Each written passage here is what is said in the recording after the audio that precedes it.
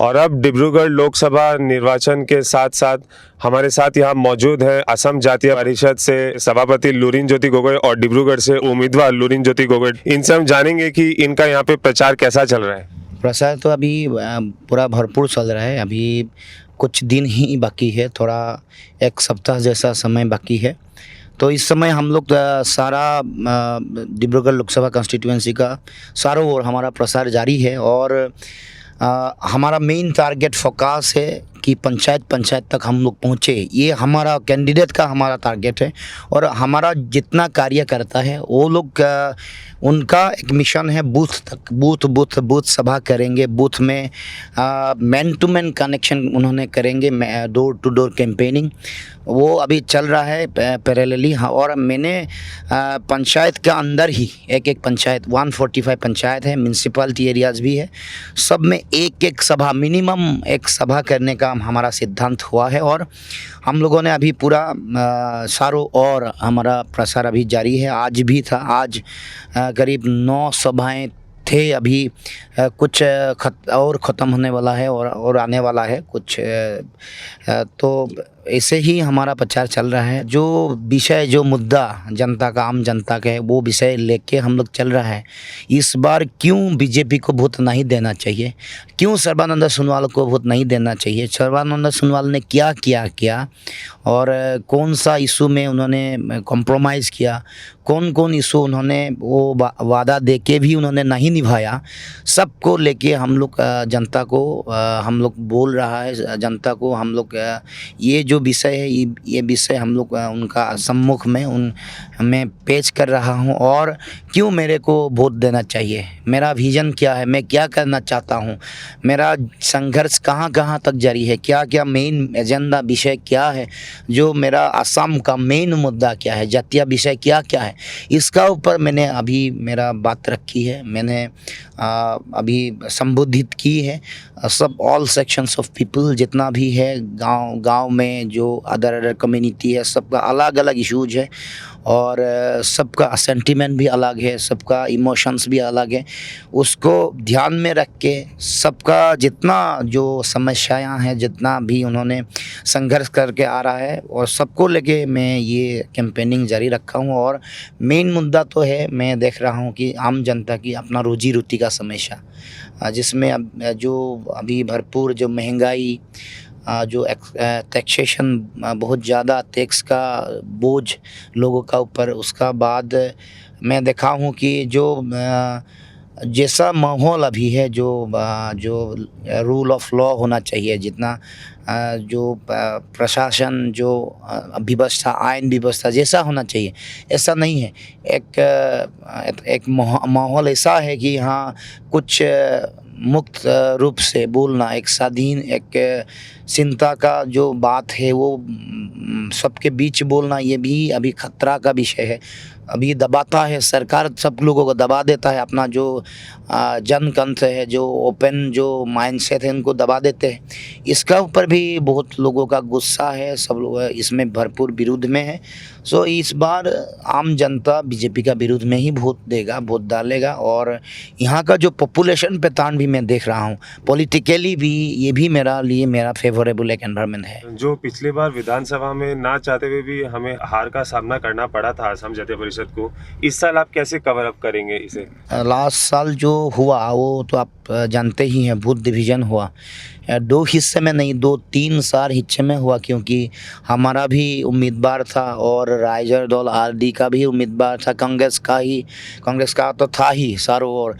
और कुछ ऐसा कॉन्स्टिट्यूएंसी था जहां जो निर्दलीय उम्मीदवार था, और कुछ ऐसा कॉन्स्टिट्यूएंसी जहां आरजेडी, AIUDF, NCP, ऐसा जो अपोजिशन, उसका साथ कोऑर्डिनेशन, अपोजिशन का जितना वोट 62% है, उनको इकट्ठा करके फाइट करने का जो स्ट्रेटजी, वो लास्ट ईयर फेल हो गया।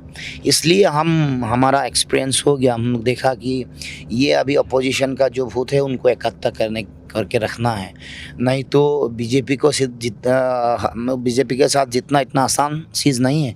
इसीलिए हम लोगों ने, क्योंकि वो एक सारा पृथ्वी में सारा विश्व में एक सबसे अमीर पॉलिटिकल पार्टी है, सबसे तका रहने वाला, सबसे पैसा से ताकतवर एक पॉलिटिकल पार्टी है। उनका साथ टक्कर देना, उनका साथ मुकाबला करना एक स्ट्रेटजी का बात है। उसमें सबसे बड़ा स्ट्रेटजी यूनिटी का, अपोजिशन यूनिटी का है। ये उनका जो काउंटर स्ट्रेटजी, उनका जो डिविसिव पॉलिटिक्स है, जो पोलराइजेशन का पॉलिटिक्स है, उनका विरुद्ध में हम लोगों ने यूनिटी का, हम लोगों ने सेकुलरिज्म का, गांधीयान जो थॉट है उनका पॉलिटिक्स और डेवलपमेंटल का जो पॉलिटिक्स है उनको हम लोग जारी रखा है। और मैं समझता हूँ कि लोगों ने ये सारा चीज़ वो समझते हैं और उन्होंने ऐसे ही वोट डालेंगे। जैसे कि डिब्रूगढ़ में लुरिन ज्योति गोगोई और जोरहाट में गौरव गोगोई, तो और बीच में रहा शिवसागर जहाँ है ऑलरेडी है अखिल गोगोई। अगर ये तीनों गोगोई इसी तरह से अगर विजय हासिल करते हैं लोकसभा में भी, ये दो गोगोई डिब्रूगढ़ और जोरहाट में, तो आपका सबसे पहला कदम क्या रहेगा? नहीं, देखिए पहला कदम अलायंस को देखते हुए ना, मैं तो ऑलरेडी जो इंडिया का जो चेयरमैन मल्लिकार्जुन खड़गे साहब का साथ मेरा मुलाकात हुआ, मैंने एक पत्र भी दिया। उन्होंने वहाँ पत्र में सारों जो चीज़ें हैं, मेरा असम का जो मूल सेंटिमेंटल इमोशनल जो मुद्दा है, जो जेन्युइन मुद्दा है, जो हमारा भविष्य के लिए बड़ा मुद्दा वो अभी फेस किया है। एक तो का जो इशू है वो तो अभी वो एक एक्ट बन गया, वो आइन बन गया है, लेकिन वो असम के लिए बहुत एक भयंकर एक एक्ट है। इसीलिए उनको जैसे भी हो असम में लागू ना हो, इसका ऊपर एक कदम रखने के लिए मैंने बोला है। और दूसरा, यहाँ का जो मेन मुद्दा जो पार्लियामेंट में वो डिस्कशन हो सकता है, वो है 6 जो कम्युनिटी है उनका एसटी जो स्टेटस पाने के लिए उन्होंने संघर्ष करके आ रहा है, वो एक मुद्दा, बड़ा मुद्दा है।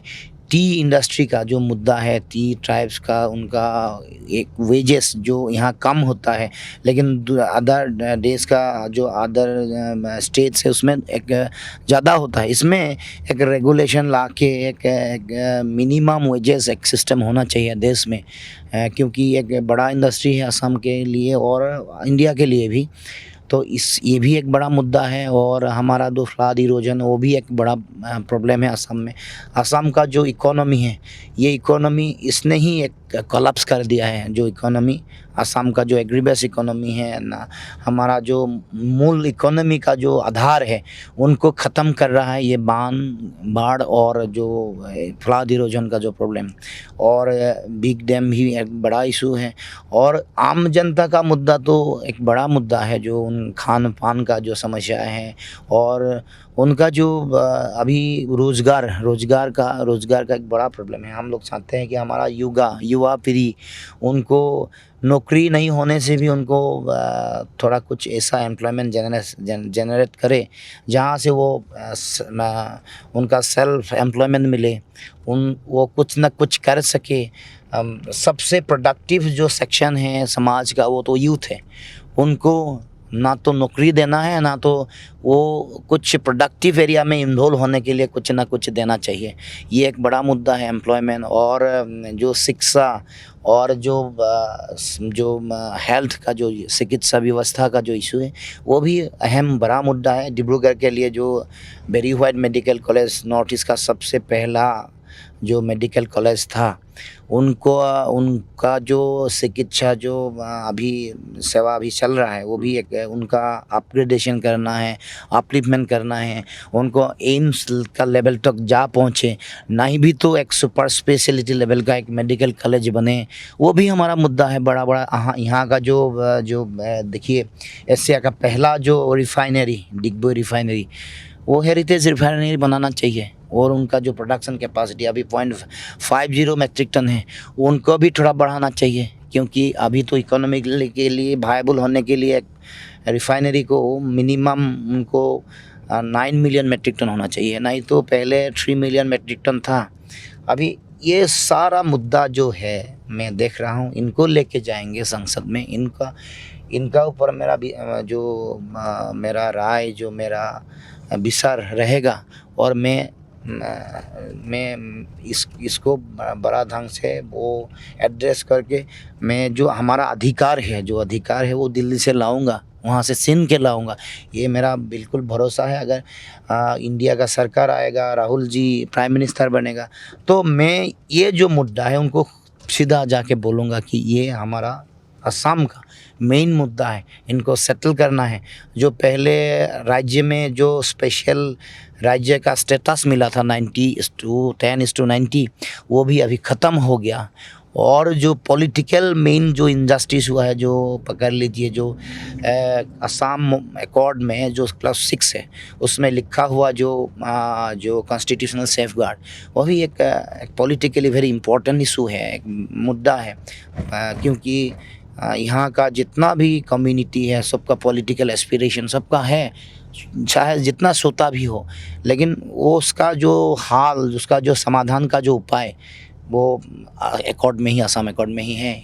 मैं चाहता हूँ कि असम अकॉर्ड भी फुल्ली इम्प्लीमेंट हो, क्लॉज 6 फुल्ली इम्प्लीमेंट हो, और काल आके जो असम अकॉर्ड का क्लॉज 5 को अभी ख़त्म कर रहा है वो भी यहाँ ना हो। उसके लिए इंडिया सरकार जब आएगा वो एक बड़ा कदम रखेगा, मेरा ये भरोसा है, और मैं भी उनके लिए फाइट करूँगा। और जैसे आप अभी अधिकार की बात चल रही है, तो का विरोध में आपका एक अहम भूमिका हमेशा से हम देखते आ रहे हैं असमवासी।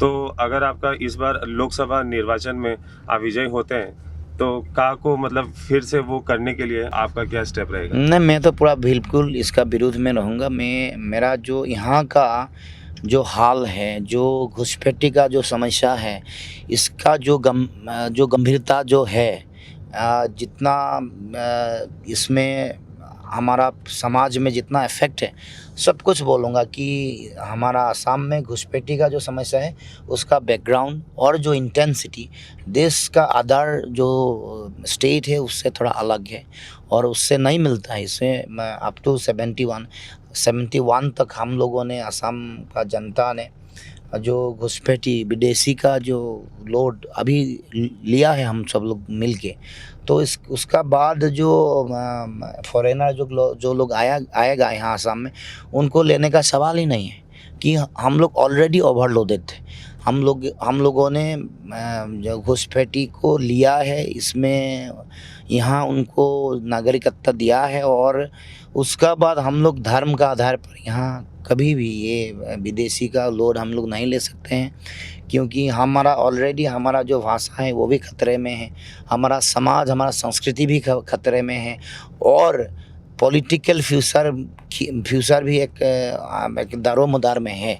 इसीलिए हम लोग चाहते हैं कि ये जो विषय है इसको एक केंद्र सरकार ने तक एक गंभीर रूप से ले, और इसका ऊपर उन्होंने एक सख्त कदम उठाए कि हमारा भविष्य कुछ प्रोटेक्शन कर सके। जी, तो ये थे लुरिनज्योति गोगोई, असम जातीय परिषद के सभापति और डिब्रूगढ़ लोकसभा चुनाव के वर्तमान उम्मीदवार। असम जातीय परिषद ने कमर कस रखी है कि ये बीते विधानसभा चुनाव की जवाब इस बार लोकसभा में मुंह तोड़ देंगे। और इसी के साथ हम सच द रियलिटी के कैमरे के नजर से आपको लोकसभा निर्वाचन के खबरें को दिखाते रहेंगे। कैमरा पर्सन संगीत कौलिता के साथ मैं शुभम अग्रवाल, सच द रियलिटी के लिए।